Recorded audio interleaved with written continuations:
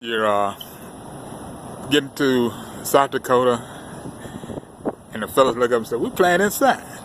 This might be interesting."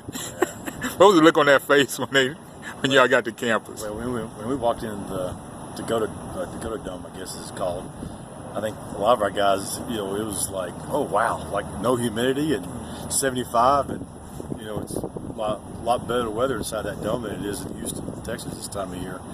But we could have played anywhere. Our guys were so ready to play last week. It was the best pregame that we'd ever had, and the intensity that our kids brought in to that first snap on was the best. And I think our leadership of our players really showed through, and we played like we really wanted to win a ball game, I think. First thing, Bailey being out on the field seemed to have a common effect, and a readjustment, then a common effect on the team the rest of their way. Yeah, I think we have some experienced guys that play a lot of football, so I think you can go on the road into a Missouri Valley Conference school, and it's not necessarily going to put you uncomfortable. And our older guys handled it really well. I think Bailey Zappi came out and just played so good. I mean, obviously, he made a couple mistakes, early in the first half there, but he settled in and got into a rhythm. And I think our offense goes the way our quarterback plays. It's a quarterback-driven offense, and once Bailey got in rhythm, it was just, man, hold on to yourself, because it's going to be a fun time watching this one. And I like the way our guys competed on defense. We were facing equally a quarterback that, in Austin Simmons, that was one of the nation's best in the FCS last year.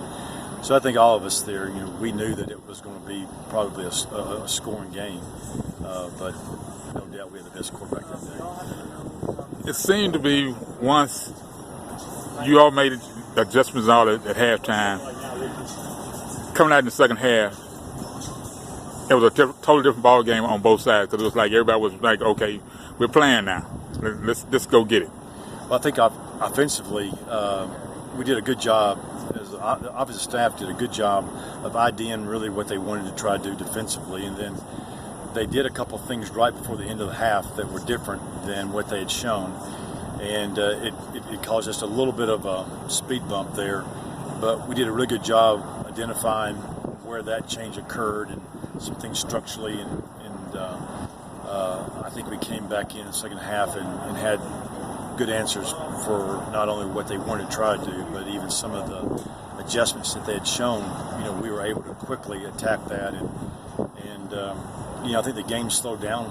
And when the game slows down for a quarterback mentally, to where he feels like he's playing much faster, then it's like playing a video game, and you're the expert. It gets very predictable. And I think Bailey got to a point where he was able to see the success of the play before the ball got snapped, and I think defensively we did a really good job in the running game in the second half. And even though I think the throwing game was a challenge to stop, the game didn't really turn into really a run-pass conflict for our defense. And so we were able to kind of lay our ears back, and Andre Walker went to work a little bit, trying to get after some folks. 4 sacks, and that leads the nation, I think, might lead the world in sacks right now. And so I think those are the Christmas presents for a defensive end. 2 people, Ben, Caleb, and Andre. Well, that makes 3. But those first 2, Ben and Caleb, their contribution this weekend seem to have set a tone that you're looking for out of this unit up to this point moving forward in the conference play. Yeah, we were looking for a little older, experienced outside receiver in recruiting, and we found Ben out of Golden West College out in California, in Los Angeles, and we're really excited about when we signed him. He was in spring ball, had a good spring, and he just kept on kind of saying, "Coach, you just wait to game day, watch me ball." And so, against UTEP, we thought he played really, really, really well, and we kind of thought, well, we waited a game day and Duke and ball, and he's been playing really well, and then took it up a notch against South Dakota, and it was pretty exciting to see. Caleb Johnson is one of the more athletic linebackers in the Southland Conference, and really has played well last year. So it's not really a secret to see Caleb do a lot of things well, but his pick 6 against UTEP was pretty amazing, I think he's second in our conference in sacks, along with Andre been first.